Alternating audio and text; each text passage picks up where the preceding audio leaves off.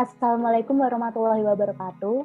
Kami akan mempresentasikan tugas sistem rantai pasok dengan judul Rantai Pasok Produk Kemeja Batik Pria dengan studi kasus pada PT Batik Keris di Sukoharjo. Sebelumnya, perkenalkan kami dari kelompok 18. Saya Naura Nawicitaning 122180060 dan rekan saya Aniska Pertiwi NIM 122180051. Kami dari kelas A dengan dosen pengampu Bapak Irwan Sujanto. Berikut materi yang akan kami sampaikan. Gambaran umum perusahaan pada PT Batik Keris yang merupakan perusahaan yang menghasilkan berbagai macam produk tekstil dan kerajinan tangan dengan inovasi produk-produk modern tanpa meninggalkan ciri khas batik yang unik, yang didirikan pada tahun 1946 oleh Kasum Cokro Saputra. PT Batik Keris sampai dengan saat ini sudah berkembang dari produk batik rumahan atau home industry menjadi pabrik garmen yang besar dan memiliki toko-toko di seluruh Nusantara. Lokasi perusahaan PT Batik Keris terletak di Desa Grogol, Cemani, Kecamatan Grogol, Kabupaten Sukoharjo. Ditinjau dari berbagai segi, letak PT Batik Keris sangat menguntungkan, yaitu dari segi teknis, segi sosial budaya, dan segi ekonomi. Selanjutnya, visi pada PT Batik Keris, yaitu Bhinneka Tunggal Ika.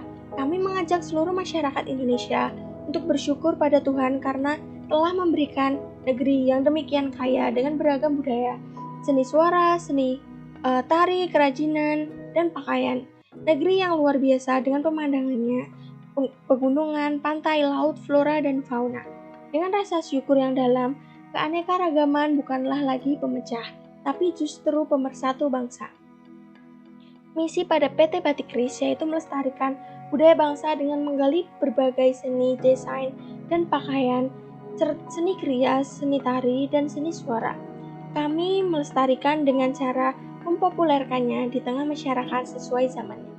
Modifikasi atau evolusi sangatlah penting agar budaya tersebut dapat diterima oleh seluruh lapisan masyarakat, serta toko-toko kami mewakili keindahan beragam budaya Indonesia. Selanjutnya pada tujuan perusahaan, yaitu melestarikan budaya Nusantara melalui desain dan produk-produk collection dan craft budaya Nusantara, sehingga dapat menjadi motivator bagi perusahaan kecil di sekitarnya dan meningkatkan devisa negara. Pada struktur organisasi, Badan Hukum PT Batik Keris adalah Badan Hukum Perseroan Terbatas, di mana struktur organisasi PT Batik Keris menggunakan bentuk garis dan dapat dilihat pada gambar di depan. Pada struktur organisasi terdiri dari Dewan Komisaris, Direktur Utama, Staf Perencanaan dan Pengembangan, Internal Auditor, Kepala Sekretariat Perusahaan, Kepala Divisi Pemasaran, Kepala Divisi Logistik, Kepala Divisi Keuangan atau Akuntansi, Kepala Divisi Produksi, dan Kepala Divisi Umum. Status karyawan pada PT Batik Keris dibedakan menjadi 3 macam, yaitu status karyawan tetap atau staff, karyawan tidak tetap atau honorer, dan buruh. Jumlah karyawan yang dimiliki hingga saat ini kurang lebih 2.000 karyawan. Sistem kerja pada bagian produksi PT Batik Keris bekerja non-stop 24 jam dengan pembagian jam kerja masing-masing shift 8 jam per shift. Shift pertama dimulai pukul 6 hingga pukul 2 sore. Kemudian shift kedua dimulai pada pukul 2 sore hingga pukul 10 malam. Dan shift ketiga dimulai pada pukul 10 malam hingga pukul 6 pagi. Tunjangan-tunjangan juga diberikan oleh PT Batik Keris kepada karyawannya, meliputi rekreasi kesehatan, kemudian tunjangan istimewa atau THR, selanjutnya sarana ibadah seperti masjid, musola, dan kantin, dan ruang makan, kemudian ada sarana pendidikan, keterampilan dan program pembinaan karyawan, serta pakaian seragam karyawan, dan jam sostek juga diberikan untuk para karyawan. Deskripsi produk pada PT Batik Keris, PT Batik Keris juga berinovasi menciptakan produk-produk modern tanpa meninggalkan ciri khas batik yang unik. Produk batik yang dihasilkan oleh PT Batik Keris terdiri dari 3 jenis produk, yaitu batik tulis yang dikerjakan dengan tulis tangan dan menggunakan alat canting, di mana proses pembuatannya memerlukan waktu yang relatif lebih lama sehingga harga pada produksinya lebih mahal jika dibandingkan dengan jenis lain. Kemudian batik cap yang proses pembuatannya memakai alat cap. Setelah dicap, baru kain diberi obat agar awet dan tidak luntur. Kemudian batik cetak atau printing, jenis batik yang proses pembuatannya memakai alat sejenis stensil dan sekaligus setelah diberi obatnya. Dengan menggunakan produk kain batik yang dihasilkan dan dikombinasikan dengan berbagai bahan tambahan, PT Batik Keris memproduksi beberapa collection dan craft produk. Antara lain yaitu busana wanita, yaitu blouse dan set dress, busana pria, hem dan kemeja slim fit, busana anak perempuan, rok terusan dan blus, busana anak laki-laki, hem dan t-shirt, outwear, lengan panjang dan you can see, baju tidur baby doll dan daster, tas lempang, tas rajut dan tas rutan, masker, earlobe, dan headlock. Selanjutnya, di Indonesia produk busana berbahan batik tidak terlepas dari pengaruh perkembangan mode. Jika diamati terdapat banyak kreasi serta inovasi yang ditampilkan untuk membawa produk berbahan dasar batik tersebut semakin dikenal sampai nasional hingga internasional. Selanjutnya, salah satu contoh produk yaitu kemeja batik pria. Kemeja bermotif batik telah menjadi pilihan berbusana bagi pria, bahkan dapat dikatakan telah menggeser posisi jas sebagai busana resmi. Kemeja ini diproduksi berupa kemeja batik pria yang merupakan pakaian dengan corak khas Indonesia yang menjadi fashion item wajib untuk pergi ke kondangan atau acara resmi. Namun saat ini banyak juga corak batik yang menarik untuk bisa digunakan hangout atau acara santai. Kemeja batik pria yang diproduksi oleh PT Batik Keris menjadi salah satu jenis busana yang tak luput dari perkembangan tren fashion. Selanjutnya, harga jual kemeja batik pria itu berkisaran antara 225.000 hingga 9.064.000. Beberapa kemeja batik yang diproduksi oleh PT Batik Keris dapat dilihat pada gambar di depan, yaitu terdapat kemeja batik sutra tulis berkisah motif wah anggur, selanjutnya kemeja batik formal, lengan pendek motif ceplok Suryo Suminar, dan kemeja slim fit motif cipta astama, dan kemeja batik katun kombinasi tulis berkisah motif lung anggur seling parat. Selanjutnya, aliran proses produksi dari hulu ke hilir pada PT Batik Keris, dimulai dari supplier, kemudian ke manufaktur, kemudian ke distributor, lalu ke wholesaler, kemudian ke retailer, dan ke end customer. Pada supplier, bahan baku untuk membuat kemeja batik pria dikirim oleh pemasok ke pabrik di PT Batik Keris. Supplier yang bekerja sama dengan PT Batik Keris adalah distributor lilin atau malam batik, zat pewarna alami dan buatan, kain, peralatan menjahit, plastik, minyak tanah, kaporit, serta tepung kanji.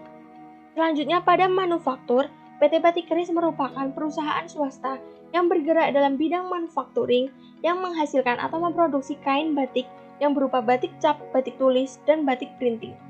Di mana dalam proses produksi dibuat selektif mungkin sesuai dengan alur manajemen operasi di mana alat serta mesin yang digunakan diletakkan berurutan dan berdekatan sesuai urutan proses. Dalam memproduksi produknya, PT Batik Keris memakai metode produksi terus-menerus atau continuous produksi.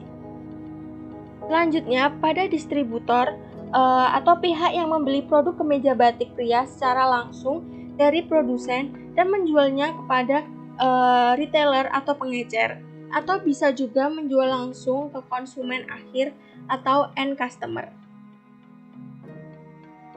Pada bagian distributor ini, agen dari Batik Keris tersebar di seluruh wilayah Indonesia, meliputi Solo, Yogyakarta, Jakarta, Semarang, Surabaya, Malang, Medan, Lampung, Palembang, Balikpapan, Banjarmasin, Ujung Pandang, Bali, dan Lombok. Selanjutnya pada wholesaler, di mana penjualan produk kemeja batik pria dalam kuantitas besar kepada pembeli non-konsumen akhir untuk tujuan dijual kembali atau digunakan untuk keperluan bisnis. Pada wholesaler ini, Batik Keris antara lain di Mall Ciputra Grogol, Hotel Grand Melia Plaza Indonesia, Bandara Ahmad Yani, Matahari Department Store, Galeria Nusa Dua, dan lain-lain. Selanjutnya, pada retailer, di mana retailer melakukan aktivitas penjualan barang atau jasa langsung kepada konsumen atau end customer.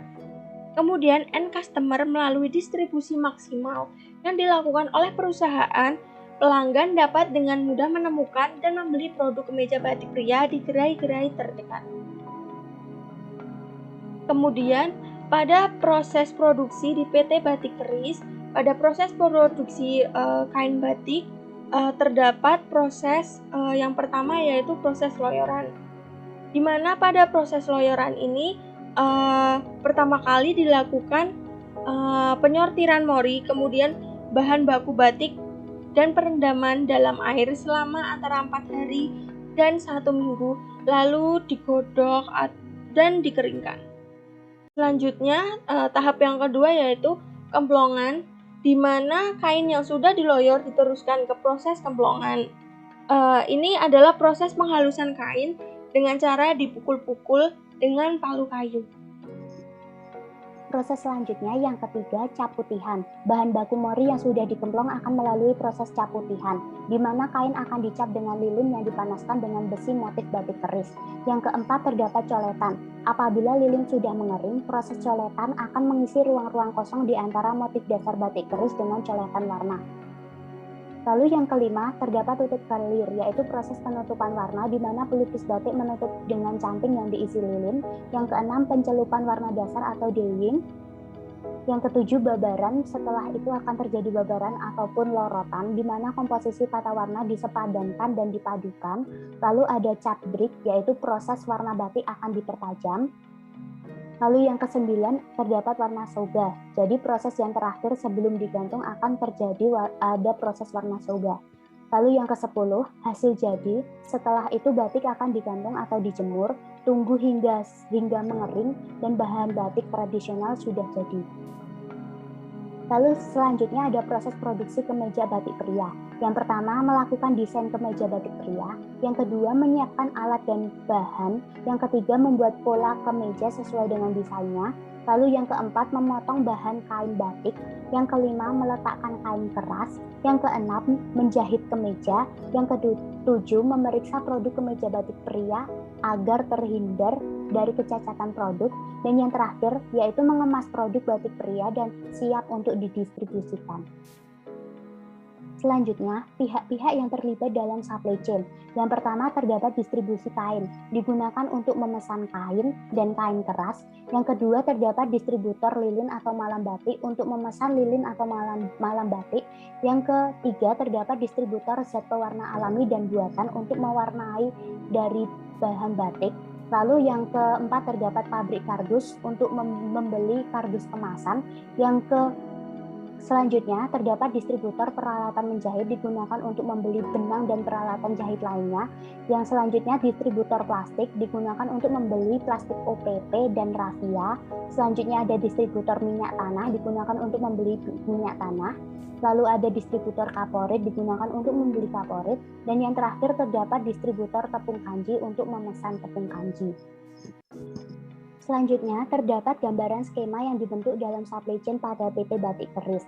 Yang pertama, terdapat kain pelapis dan kain utama, yaitu bahan-bahan baku kain pelapis dan kain utama memiliki aliran material yang berasal dari petani kapas, lalu diproses di pabrik benang, kemudian benang tersebut akan dipintal menjadi berbagai jenis kain pada pabrik kain dan nantinya akan disalurkan pada distributor kain.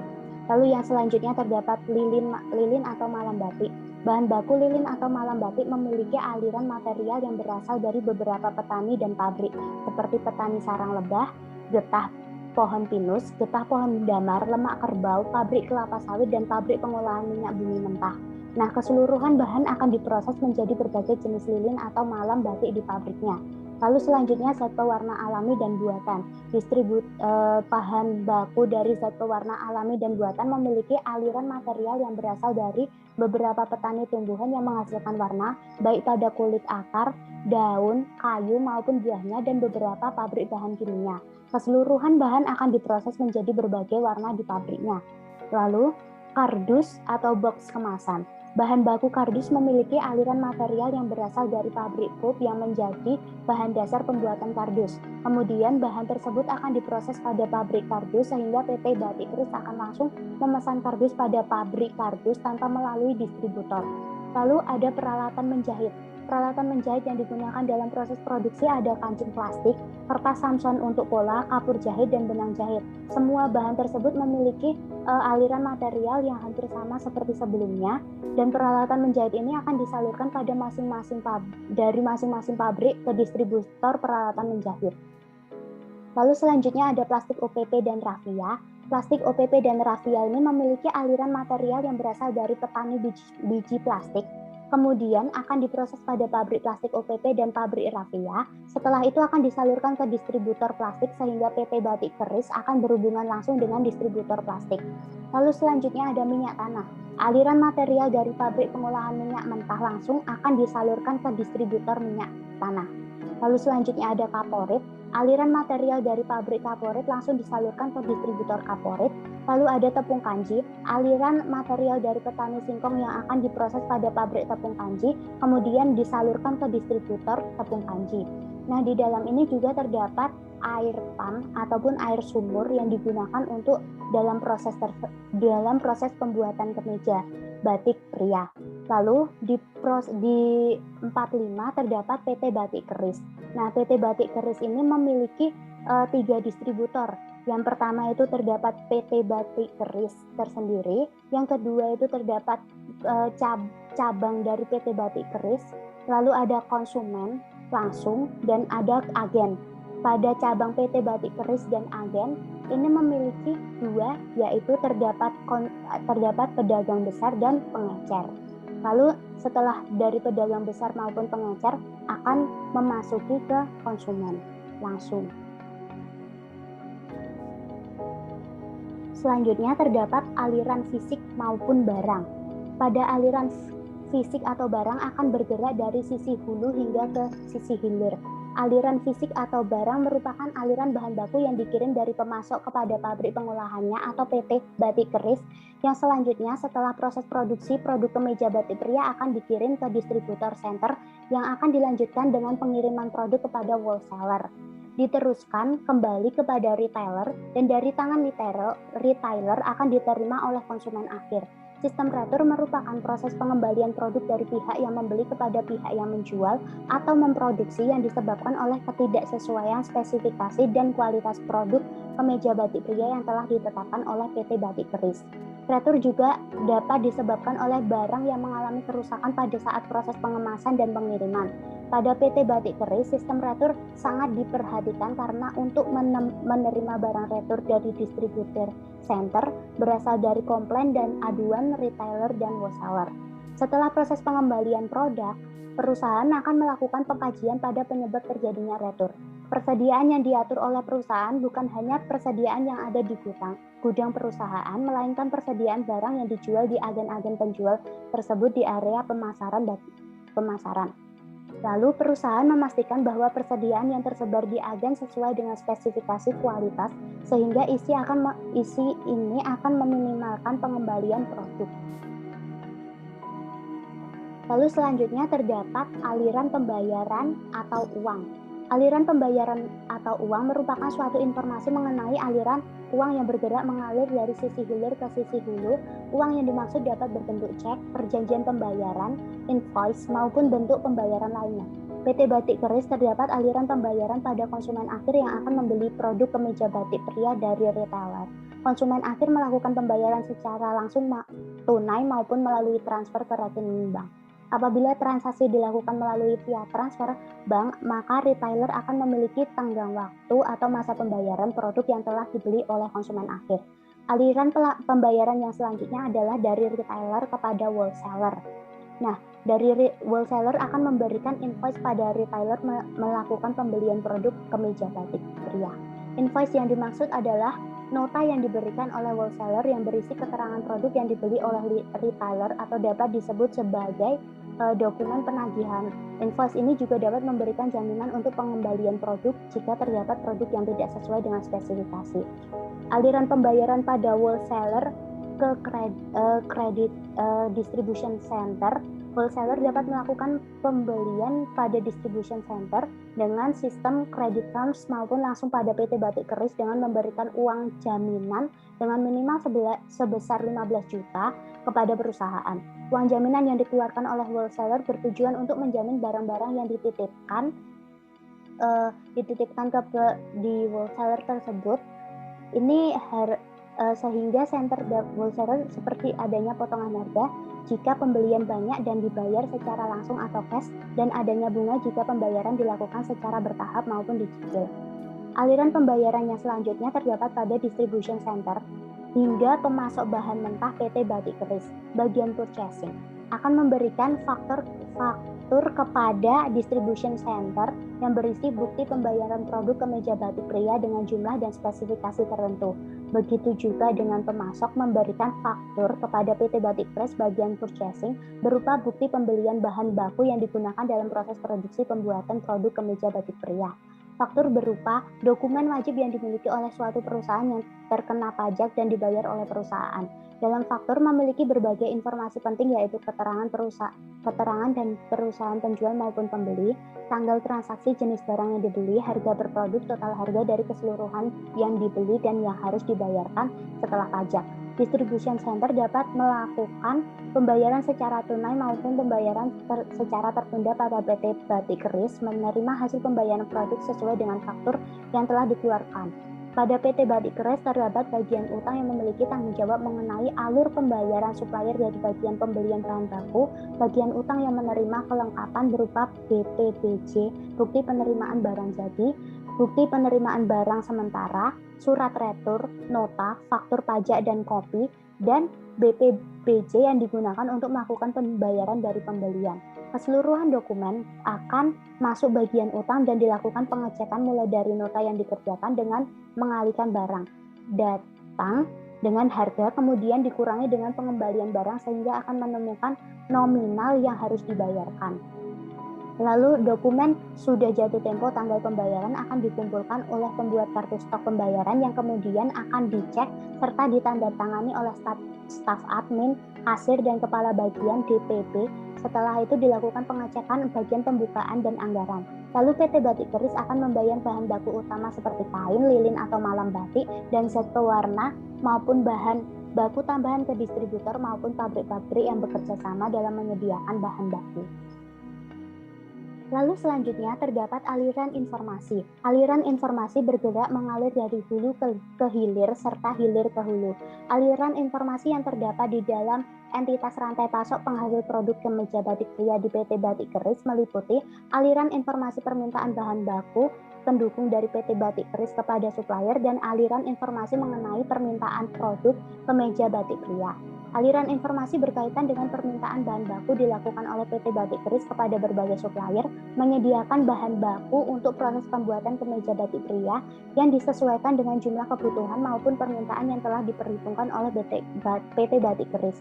Proses pembelian bahan baku dalam PT Batik Keris berawal dari pembuatan sampel material dan mengirimkan surat penawaran harga yang sesuai dengan harga yang telah disepakati kepada supplier, kemudian dikirimkan kepada supplier yang ditunjuk untuk dibuatkan sampel produksi.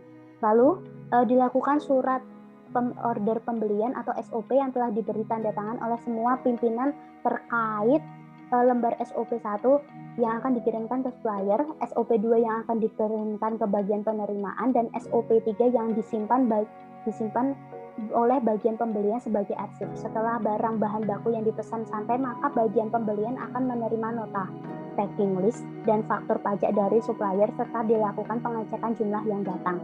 Aliran informasi yang selanjutnya adalah berkaitan dengan produk jadi atau kemeja batik pria oleh distributor kepada PT Batik Keris sesuai dengan pertimbangan permintaan dan data penjualan dari wholesaler, retailer maupun end customer. Permintaan produk kemeja batik pria dimulai dengan permintaan konsumen akhir yang akan produk jadi tersebut kepada retailer.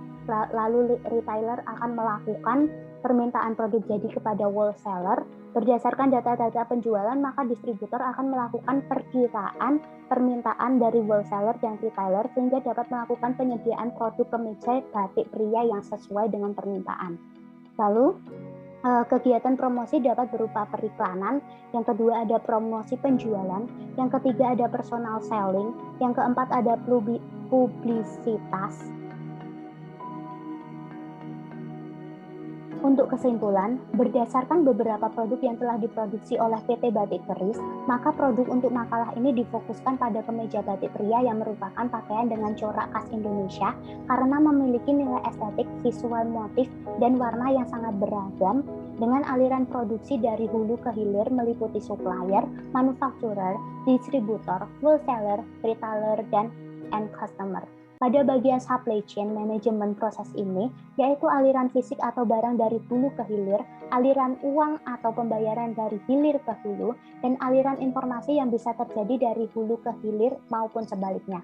Supply chain pada PT Batik Keris berjalan dengan baik dikarenakan PT Batik Keris mengontrol produknya dengan cara menunjuk salah satu agen yang diberi wewenang untuk mengawasi agen-agen yang ada di daerah sekitarnya, serta memberikan informasi dengan jelas kepada pihak-pihak yang terkait mengenai produksi, distribusi, dan pengelolaan uang. Sekian presentasi dari kami. Ada kurangnya mohon maaf. Semoga dapat bermanfaat bagi kita semua. Wassalamualaikum warahmatullahi wabarakatuh.